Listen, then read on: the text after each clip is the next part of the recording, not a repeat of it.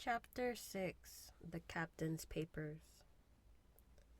We rode hard all the way till we drew up before Dr. Livesey's door. The house was all dark to the front.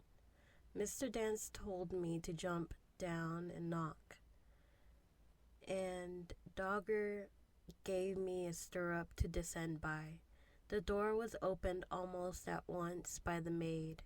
"Is Dr. Livesey in?" I asked. "No," she said. He had come home in the afternoon, but he'd gone up to the hall to dine and pass the evening with the squire. "So there we go, boys," said Mr. Dance.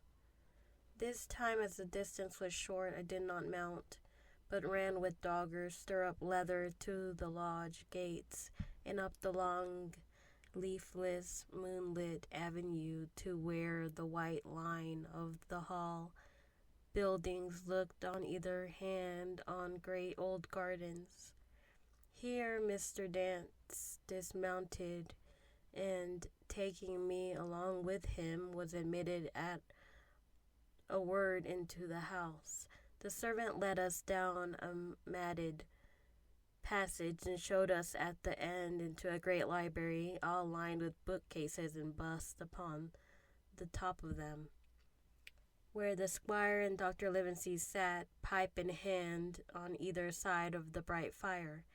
I had never seen the squire so near at hand. He was a tall man, over 6 feet high and broad in proportion, and he had a bluff, rough, and ready face, all roughened and reddened and lined in his long travels.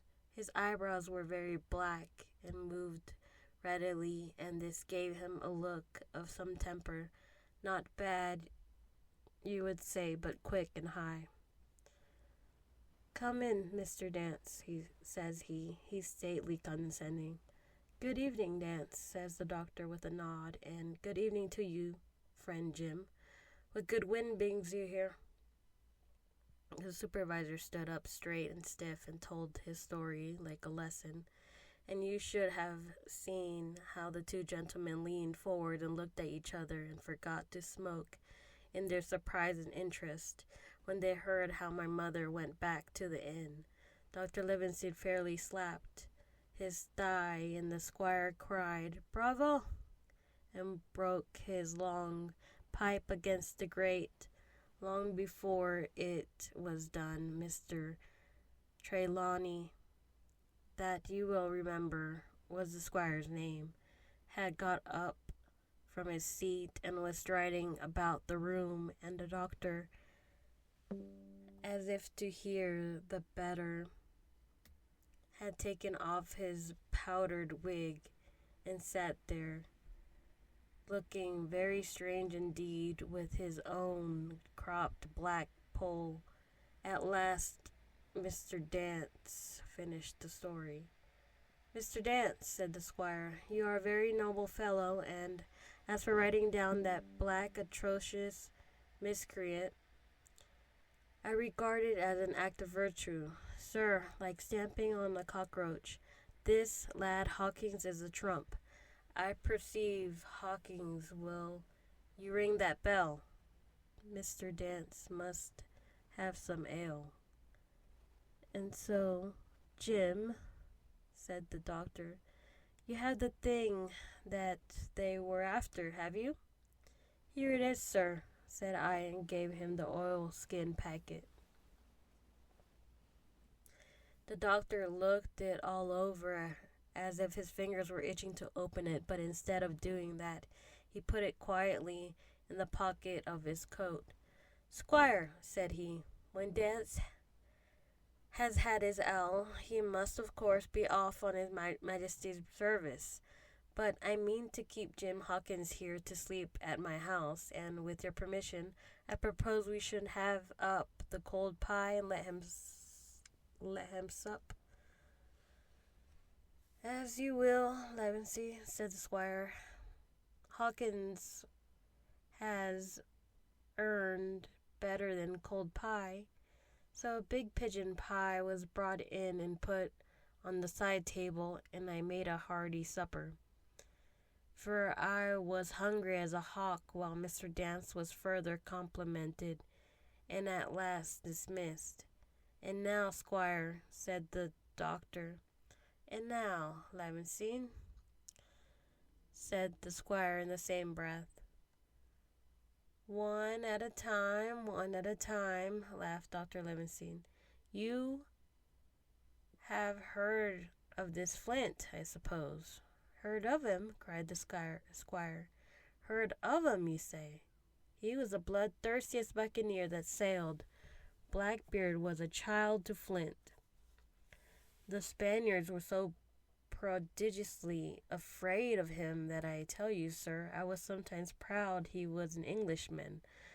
I've seen his topsails with his eyes off Trinidad, and the cowardly son of a rum puncheon that I sailed with put back, sir, into port of Spain."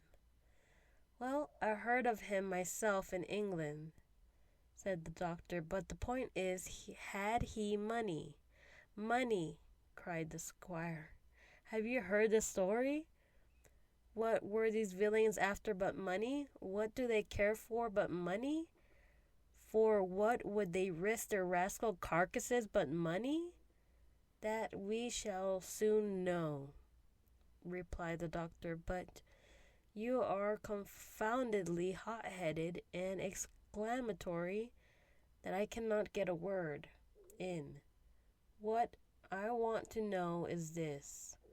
Supposing that I have here in my pocket some clue to where Flint buried his treasure, will that treasure amount to much?" "Amount, sir!" cried the squire. "It will amount to this.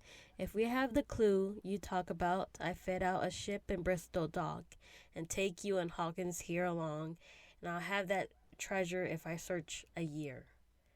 "Very well," said the doctor. "Now then, if Jim is agreeable, we'll open the packet," and he laid it before him on the table. The bundle was sewn together, and the doctor had to get out his instrument case and cut the stitches with his medical scissors. It contained two things, a book and a sealed paper. "First of all, we'll try the book," observed the doctor.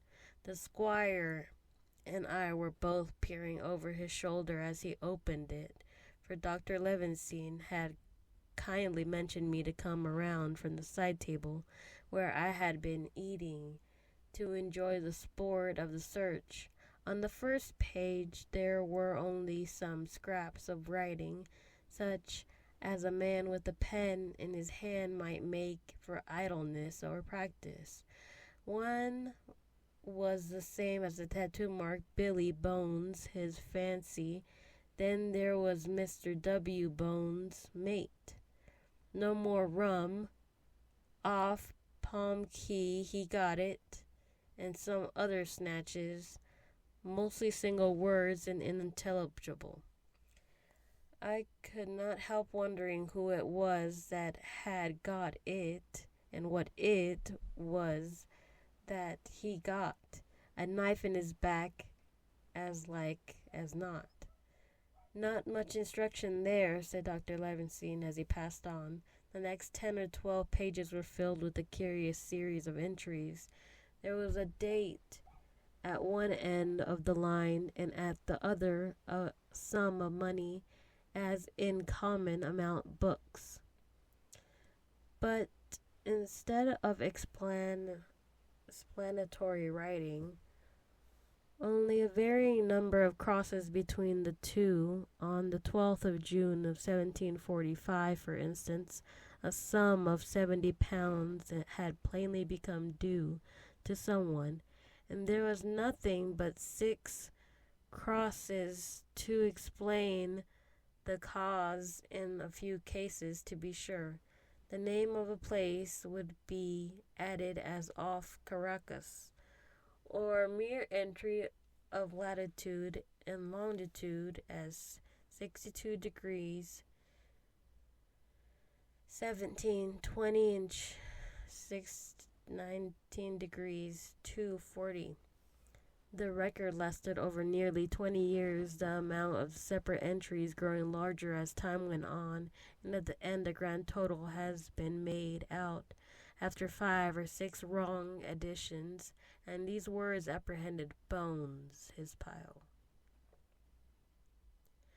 I can't make head or tail of this, said Dr. Livenstein.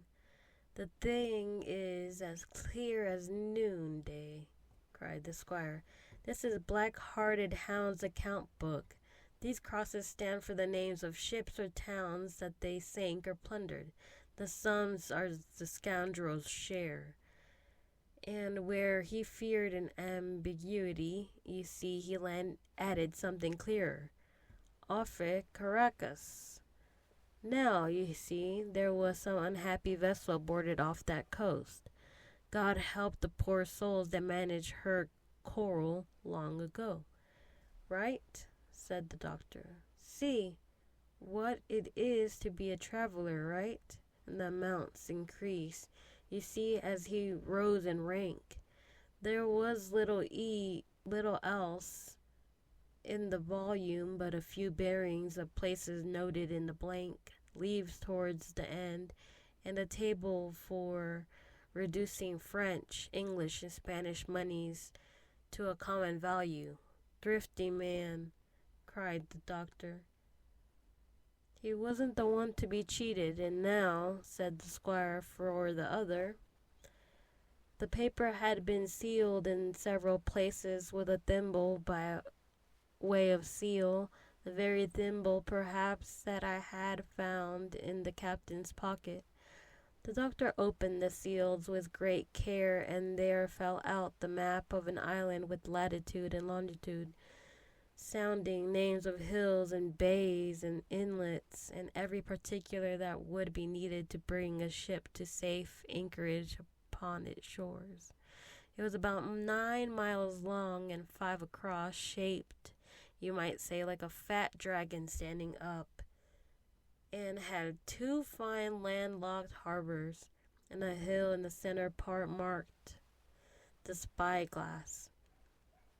There were several editions of later date, but above all 3 crosses of red ink, 2 of the north part of the island, 1 in the southwest, and beside this last in the same red ink and in the small, neat hand very different from the captain's tawdry characters, these words, bulk of treasure here.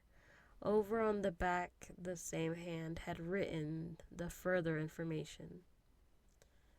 Tall tree, spyglass shoulder, bearing a point to N of NNE, Skeleton Island, ESE, and by E 10 feet. The bar silver is in the north cache.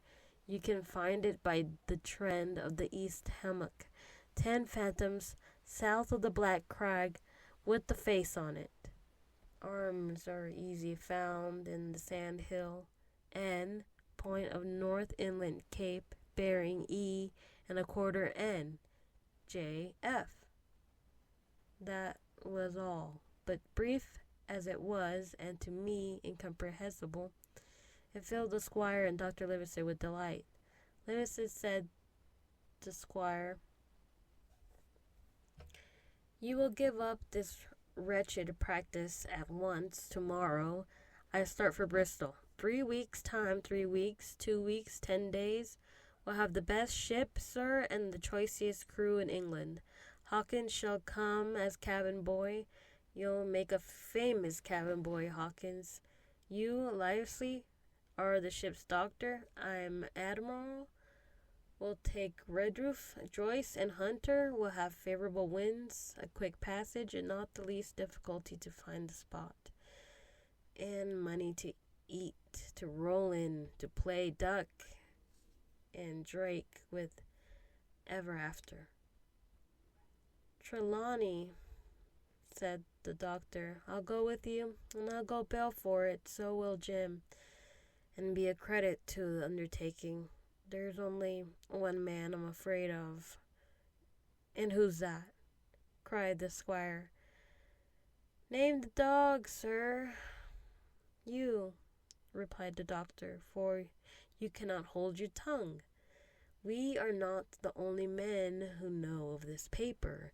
These fellows who attacked the inn tonight, bold, desperate blades for sure, and the rest who stayed aboard the lugger and more.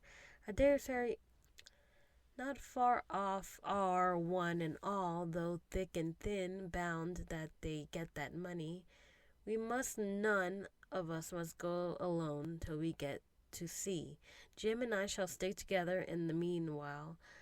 You'll take Joyce and Hunter when you ride to Bristol, and from the first to last, not one of us must breathe a word of what we found. Live and see, returned the squire. You are always in the right of it. I'll be as silent as the grave. End of chapter 6.